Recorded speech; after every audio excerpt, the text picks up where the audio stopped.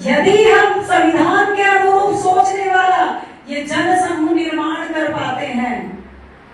इस संविधान के अनुरूप व्यवहार करने वाला एक जन आंदोलन निर्माण कर पाते हैं, और एक ऐसा जन आंदोलन निर्माण कर पाते हैं कि जब संविधान पर हमला होता है, संविधान में बदलाव होता है, जब हमारे मानवीय अधिकारों का हनन होता है, जब संविधान में दिए हुए किसी भी आर्टिकल के साथ छेड़छाड़ की जाती है, तो यही एक जन आंदोलन उस मुखरित रूप में आवाज अपनी उठाना चाहिए। ये रोने का वक्त नहीं है। इस देश की सुरक्षा, इस देश का सम्मान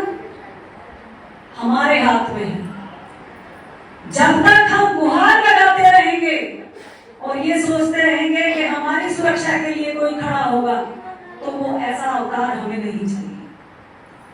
हमारे पास हमारा ऑब्जेक्ट है, हमारे पुरखे हमें वो चीज देकर गए हैं जिसके आधार पर हम आगे बढ़ सकते हैं। उस समता, स्वतंत्रता, बंधुता और न्याय के सिद्धांतों के आधार पर हम सामाजिक, आर्थिक, राजनीतिक खुशहाली को प्राप्त कर सकते हैं।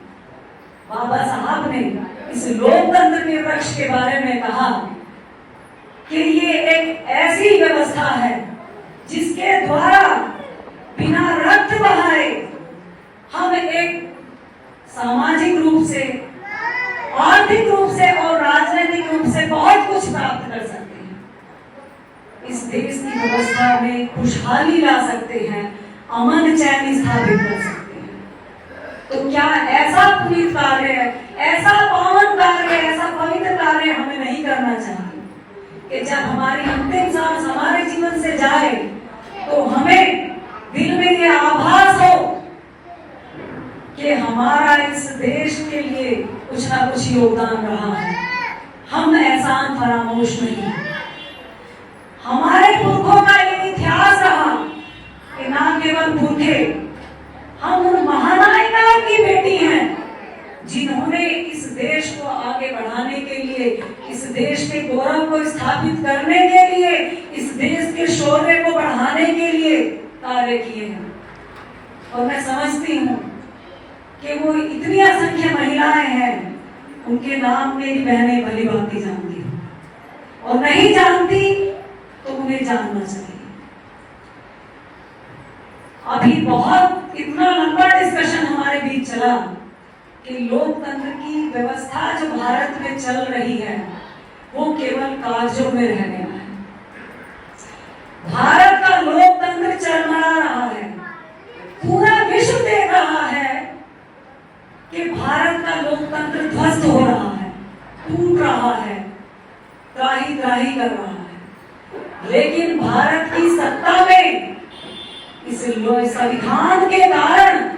जो आज अल्पसंख्यक होने के बावजूद इस देश की सत्ता में बने हुए हैं, इस देश की आजादी से वो नहीं देख पा रहे, ना वो देख पा रहे हैं और ना वो देखेंगे, क्योंकि भारत का जो संघर्ष है वो दो सभ्यता और संस्कृतियों का संघर्ष है। एक भ्रमणवादी संस्कृति है और दूसरा तथागत बुद्ध की श्रमणवादी संस्कृति है। एक नाग राजाओं की संस्कृति है जो जानती है कि इस देश के संघर्ष और बलिदान को उन्होंने नागभूमि नागपुर में स्थापित और पूरे विश्व को संदेश दिया। तथागत का वो समतावादी संदेश जिसे आज पूरे भारत में जब यूएनओ कहता है कि अगर हम पूरे विश्व में शांति चाहते हैं तो तथागत बुद्ध के सिद्धांतों को हमें लागू करना होगा। तो फिर हम बुद्धिस्ट एक केवल एक धर्म में, कुछ लोगों में या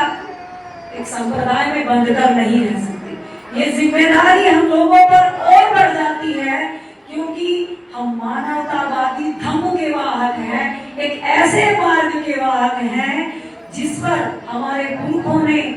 जो बलिदान दिया है हम उसके ऋणी हैं। उस ऋण को चुकाने के लिए खून या रक्तपात की जरूरत नहीं है, एक ऐसे जन आंदोलन निर्माण करने की जरूरत है विचारधारा के अनुसार सोचने वाला हो, संविधान जो है उसी विचारधारा का एक उदाहरण है। यदि हम संविधान के अनुरूप सोचने वाला ये जन समूह निर्माण कर पाते हैं, इस संविधान के अनुरूप व्यवहार करने वाला एक जन आंदोलन निर्माण कर पाते हैं, और एक ऐसा जन आंदोलन निर्माण कर पाते हैं कि जब संविधान पर हमला होता है, संविधान में बदलाव होता है, जब हमारे मानवीय अधिकारों का हनन होता है, जब संविधान में दिए हुए किसी भी आर्टिकल के साथ छेड़छाड़ की जाती है, तो यही एक जन आंदोलन उस मुखरित रूप में आवाज अपनी उठाना चाहिए कि सत्ता में बैठे हुए सत्ताधारियों की कुर्सी हिल जाए और उनके दफन जो पुरखे हैं वो भी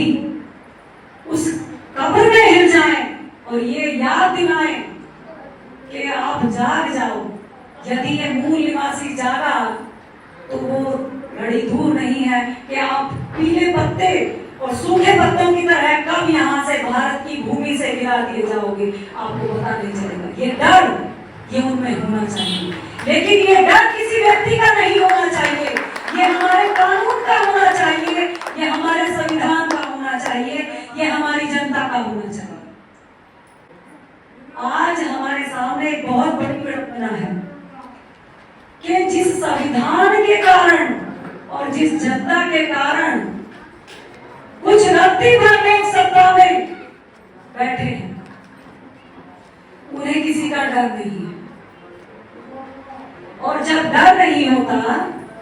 तो व्यक्ति शक्ति आने पर मनमानी करता है और उसे लगता है कि ताकत उसके पास है और वह ताकत को जैसे चाहे उस रास्ते पर मोड़ सकता है। लेकिन उस ताकत का आभास हमें अपने समाज को कराने की जरूरत है। इस SC ST OBC और माइनॉरिटी के लोगों को कराने की जरूरत है जो ये ताकत पैदा करे,